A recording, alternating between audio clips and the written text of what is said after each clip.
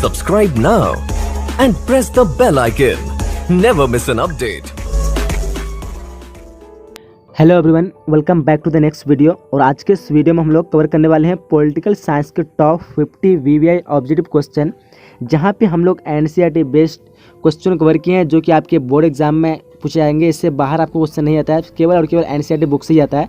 सो इस वीडियो को पूरा अंत तक देखिएगा। मुझे उम्मीद है कि आप इस वीडियो को देख लेते हैं एक बार, सो आपके क्वेश्चन जो भी आएंगे बोर्ड एग्जाम में तो आप आसानी से बना लेंगे, क्योंकि यहाँ पे हम लोग जो है केवल एनसीईआरटी क्वेश्चन ही लिए हैं। तो काफ़ी लोग इंग्लिश पे डिमांड करते हैं कि इंग्लिश पे भी होना चाहिए। सो मैंने ये सब जो क्वेश्चन लिया इंग्लिश हिंदी दोनों में लिया है, जो कि आप अगर कोई इंग्लिश मीडियम से है तो आप लोग आसानी से इसको क्वेश्चन को समझ सकते हैं। सो फर्स्ट क्वेश्चन यहाँ पे देख पा रहे होंगे कि 1967 तक भारत में किस प्रकार की दलीय व्यवस्था थी। ऑप्शन आपके सामने में है। सो इस क्वेश्चन का राइट आंसर की बात करेंगे तो आंसर हो जाएगा आपका ऑप्शन नंबर डी, यानी एक अधिपत्यशाली दल व्यवस्था। नेक्स्ट क्वेश्चन देख पा रहे हैं, क्वेश्चन नंबर दूसरा है कि धारा 370 का संबंध किस प्रदेश से है। सो यहाँ पे जो ऑप्शन सही की बात करेंगे तो इस क्वेश्चन का राइट आंसर होगा option number D, Jammu Kashmir, यानी जम्मू कश्मीर से संबंध है। बट अभी जो है इस पर कुछ अलग चेंज कर दिया गया है, जो 370 को हटा दिया गया है। तो यहाँ पे अभी करेंटली इसका ऑप्शन के हिसाब से आपका जम्मू कश्मीर हो जाएगा। नेक्स्ट क्वेश्चन देख पा रहे हैं, क्वेश्चन नंबर 3 देख पा रहे होंगे, सीमांत गांधी के नाम से कौन जाने जाते हैं। तो सीमांत गांधी के नाम से हो जाएगा आपका खान अब्दुल गफ्फार खान जाने जाते हैं, यानी इस क्वेश्चन का राइट आंसर सी हो जाएगा, यानी क्वेश्चन नंबर 3 आंसर है, सॉरी ऑप्शन नंबर 3 राइट होगा। क्वेश्चन नंबर चौथा देख पाएंगे, स्वतंत्र भारत के प्रथम गवर्नर जनरल कौन थे। स्वतंत्र भारत के प्रथम गवर्नर जनरल लॉर्ड माउंटबेटन थे, यानी इस क्वेश्चन का आंसर सी हो जाएगा। और यहाँ पे अगर पूछा जाएगा स्वतंत्र भारत के प्रथम भारतीय गवर्नर जनरल कौन थे, तब हो जाएगा सिराज गोपालाचार्य। 1947 को हुए थे, जबकि 1948 को सिराज गोपालाचार्य हुए थे, और ये लॉर्ड माउंटबेटन 1947 को ही हुए थे, जो कि ब्रिटिश थे। तो इसलिए प्रथम पूछा जाए सिर्फ तो आप लगा सकते हैं लॉर्ड माउंटबेटन। अगर पूछता है स्वतंत्र भारत के प्रथम भारतीय गवर्नर जनरल, सो हो जाएगा सिराज गोपालाचारी।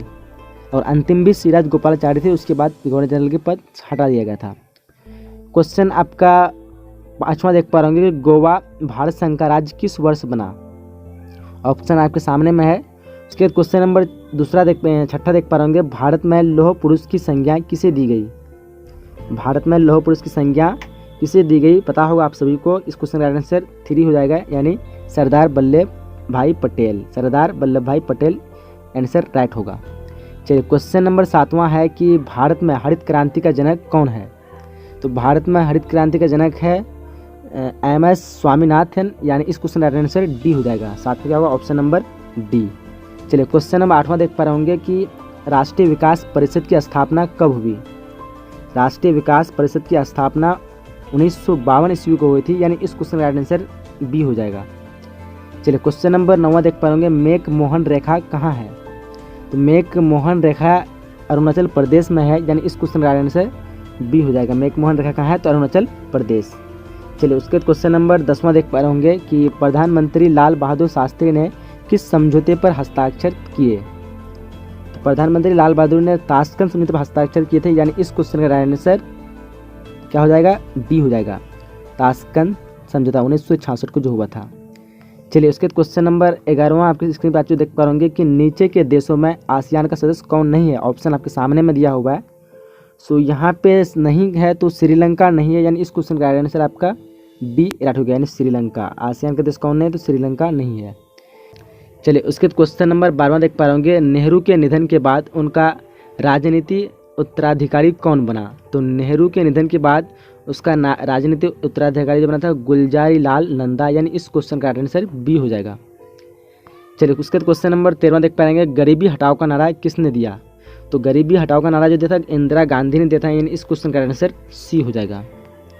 उसके बाद क्वेश्चन नंबर 14वां देख पा रहे होंगे, भारत में प्रतिबद्ध नौकरशाही के विचार का समर्थन किसने किया। ऑप्शन आपके सामने 4 दिया हुआ है। सो इस क्वेश्चन राइट आंसर की बात करेंगे तो इसका राइट आंसर का ऑप्शन नंबर डी, यानी इंदिरा गांधी। क्वेश्चन नंबर 15वां है कि जब जनता सरकार बनी तब प्रधानमंत्री का पद किसे मिला। जब जनता सरकार बनी तो प्रधानमंत्री का पद किसे मिला। ऑप्शन में 4 में से कौन सही होगा। सो इस क्वेश्चन का राइट आंसर की बात करेंगे तो राइट आंसर होगा ऑप्शन नंबर ए, यानी मोरारजी देसाई। क्वेश्चन नंबर 16वां देख पा रहे होंगे, संविधान में 42वां संशोधन कब हुआ था। 42वां संशोधन कब हुआ था संविधान में। सो इस क्वेश्चन का राइट आंसर हो जाएगा ऑप्शन नंबर बी, यानी 1976 को।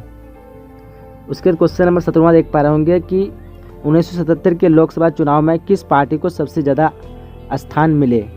ऑप्शन आपके सामने में 4 पार्टी का नाम दिए हुए हैं। सो इस क्वेश्चन का राइट आंसर हो जाएगा ऑप्शन नंबर बी यानी जनता पार्टी। क्वेश्चन नंबर देख पा रहे होंगे 18वां क्वेश्चन कि संपूर्ण क्रांति का नारा किसने दिया? सो आसान से क्वेश्चन बताओ आप लोगों को, ऑप्शन नंबर बी हो जाएगा यानी जयप्रकाश नारायण ने दिया था। क्वेश्चन नंबर 19 देख पाओगे जय जवान जय किसान का नारा किसने दिया था? ये भी आसान से क्वेश्चन है और ये पूछा जा सकता है। और अगले वाला जो ऊपर वाला था 18वां नंबर वो भी इंपॉर्टेंट था, वो भी पूछा जा सकता है। सो आसान से क्वेश्चन है, इसका right answer option number B यानी लाल बहादुर शास्त्री। क्वेश्चन नंबर 20 देख पाओगे भारत के क्षेत्रीय दलों के उदय का सबसे बड़ा कारण क्या था यानी क्या है? सो इस क्वेश्चन का राइट आंसर होगा ऑप्शन नंबर ए यानी कांग्रेस नेतृत्व का पतन। क्वेश्चन नंबर 21 देख पा रहे होंगे कि आनंदपुर साहब प्रस्ताव 1973 का आपत्तिजनक बिंदु क्या है? ऑप्शन आपके सामने 4 दिया हुआ है, इनमें से कौन सा ऑप्शन सही होगा? सो सही ऑप्शन की बात करेंगे तो हो जाएगा ऑप्शन नंबर बी यानी सिख एक पृथक कौम है। नेक्स्ट क्वेश्चन देख पा रहे हैं, क्वेश्चन 22वां किस वर्ष मिजोरम भारत संघ का राज्य बना? किस वर्ष बना था? तो वो बना था आपका हो जाएगा 1986 को बना था, इस क्वेश्चन का आंसर बी हो जाएगा 1986। चलिए उसके क्वेश्चन नंबर 23वां देख पा रहे होंगे कि किस राज्य का निर्माण भाषा के आधार पर हुआ? तो किस राज्य का हुआ था? वो हुआ था आंध्र प्रदेश का, यानी इस क्वेश्चन का आंसर सी हो जाएगा यानी आंध्र प्रदेश। क्या हो जाएगा? आंध्र प्रदेश। चलिए उसके क्वेश्चन नंबर आप देख पा रहे हैं 24वां क्वेश्चन कि सौराष्ट्र क्षेत्र किस राज्य में आता है? ऑप्शन आपके सामने दिया हुआ है, देख पा रहा हूँ जैसे 4 ऑप्शन। सो इनमें से कौन सा ऑप्शन सही होगा आप लोग को चुनना है। तो यहाँ पे सही ऑप्शन की बात करेंगे तो सही ऑप्शन जाएगा आपका ऑप्शन नंबर बी यानी गुजरात। सौराष्ट्र कहाँ पे है? तो गुजरात में है। उसके बाद अगला क्वेश्चन देख पाए, क्वेश्चन नंबर 25वां कि भारतीय जनता पार्टी किस राजनीतिक दल का पुनर्जन्म कहा जाता है? भारतीय जनता पार्टी किस जंग, तो ऑप्शन देख पा रहे हैं यहाँ पे ए बी में सी है डी है, तो इनमें से कौन सा ऑप्शन सही होगा? सो सही ऑप्शन की बात करेंगे तो सही ऑप्शन रहेगा आपका ऑप्शन नंबर ए यानी जनसंघ। क्या हो जाएगा? जनसंघ। चलिए उसके क्वेश्चन नंबर 26वां देख पा रहे होंगे निम्नलिखित में कौन नेता वीपी सिंह की सरकार में उप प्रधानमंत्री थे? निम्नलिखित में कौन नेता वीपी सिंह की सरकार में उप प्रधानमंत्री से? ऑप्शन आपके सामने दिया हुआ है। सो इस क्वेश्चन का राइट आंसर हो जाएगा ऑप्शन नंबर सी हो जाएगा यानी देवीलाल। ऑप्शन नंबर सी इस क्वेश्चन का राइट आंसर होगा। चलिए क्वेश्चन नंबर 27वां क्वेश्चन है कि किस प्रधानमंत्री ने अपने विकास प्रतिभान में मिश्रित अर्थव्यवस्था का सूत्रपात किया? तो किस प्रधानमंत्री ने किया था? 4 प्रधानमंत्री के नाम दिए हुए हैं। सो इस क्वेश्चन का राइट आंसर देख पा रहे होंगे। सो राइट उसके क्वेश्चन नंबर 27वां देख पा रहे होंगे किस प्रधानमंत्री ने अपने विकास प्रतिभान में मिश्रित अर्थव्यवस्था का सूत्रपात किया? 4 ऑप्शन दिए हुए हैं। सो इस क्वेश्चन का राइट आंसर की बात करें तो हो जाएगा जवाहरलाल नेहरू, यानी क्वेश्चन नंबर ए राइट होगा। उसके क्वेश्चन नंबर देख पा रहे होंगे 28वां कि 6 दिसंबर 1992 को निम्न में से कौन सी घटना हुई?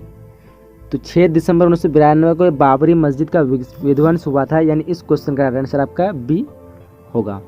क्वेश्चन नंबर 29वां देख पा रहे होंगे कि एमनेस्टी इंटरनेशनल का मुख्यालय कहाँ है? एमनेस्टी इंटरनेशनल का मुख्यालय कहाँ पे है? तो 4 ऑप्शन दिए हुए हैं, इनमें सही ऑप्शन हो जाएगा ऑप्शन नंबर सी हो जाएगा, यानी लंदन में है। उसके क्वेश्चन नंबर 30वां देख पाएंगे विश्व मानव अधिकार दिवस कब मनाया जाता है?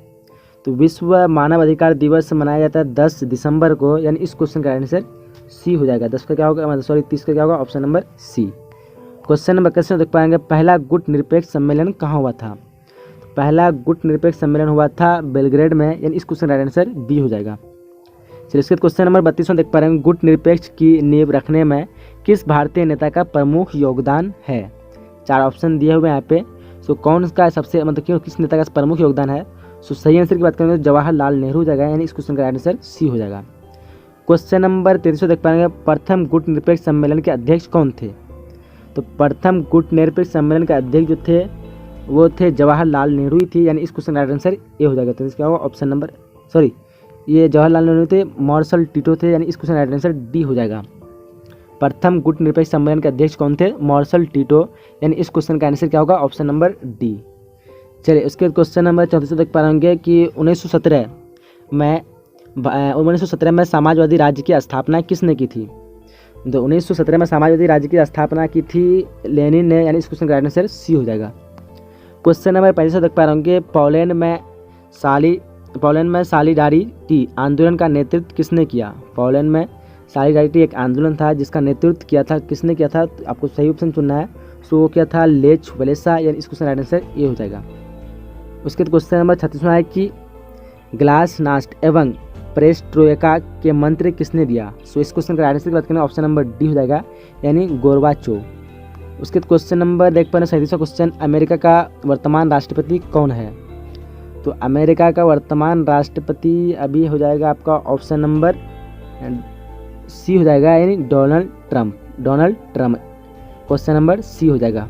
अभी डोनाल्ड ट्रम्प है, बट बाद में आप क्या पता आप बदल सकता है। सो आप लोग उस हिसाब से इनमें से कोई नहीं दे सकते हैं।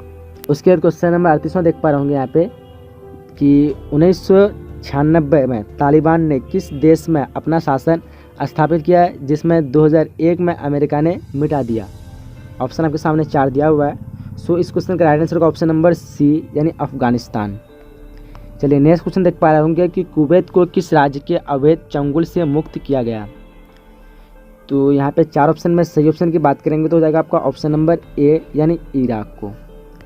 अगला क्वेश्चन में 4 देख पा रहे होंगे, नाटो की स्थापना किस वर्ष की गई थी। तो नाटो की स्थापना किस वर्ष की गई थी, इसका सही आंसर हो जाएगा ऑप्शन नंबर सी हो जाएगा, 1949। 40 का option number C. Question number 41 देख पा रहे होंगे, अमेरिका के वर्ल्ड ट्रेड सेंटर पर आतंकवादियों का हमला कब हुआ था। तो वहाँ पे जो हमला हुआ था वो हो जाएगा आपका ऑप्शन नंबर यहाँ पे एक ही हो जाएगा, यानी 11 सितंबर 2001। चलिए उसके बाद क्वेश्चन नंबर 12 देख पा रहे हैं, संयुक्त राष्ट्र संघ की स्थापना कब हुई। आसान सा क्वेश्चन है और इसकी स्थापना हुई थी 1945 के, ऑप्शन नंबर बी राइट हो जाएगा। क्वेश्चन नंबर 13 आर्थिक एक सामाजिक परिषद में कितने सदस्य हैं। सो यहाँ पे सही आंसर हो जाएगा ऑप्शन नंबर ए हो जाएगा, ऑप्शन नंबर सी हो जाएगा, यानी 54 हो जाएगा। कितने हैं तो 54 है। चलिए उसके क्वेश्चन नंबर 44 देख पा रहे होंगे कि अंतर्राष्ट्रीय न्यायालय का मुख्यालय कहाँ है। तो अंतर्राष्ट्रीय न्यायालय का मुख्यालय द हेग है, यानी इस क्वेश्चन का आंसर ये राइट हो जाएगा। चलिए क्वेश्चन नंबर 45 देख पा रहे होंगे कि पर्यावरण की सुरक्षा के लिए सबसे पहला अंतर्राष्ट्रीय सम्मेलन कहाँ हुआ था। पर्यावरण की सुरक्षा के लिए सबसे पहला अंतर्राष्ट्रीय सम्मेलन जो हुआ था वो हुआ था रियो डी जेनेरो में, यानी इस क्वेश्चन का आंसर ए हो जाएगा। क्वेश्चन नंबर 46 देख पा रहे होंगे, मेघा पाटकर का नाम किस आंदोलन से जुड़ा है। तो मेघा पाटकर का नाम किस आंदोलन से जुड़ा है आपको काफ़ी पता होगा। सो इसका राइट आंसर होगा ऑप्शन नंबर डी, यानी नर्मदा बचाओ आंदोलन।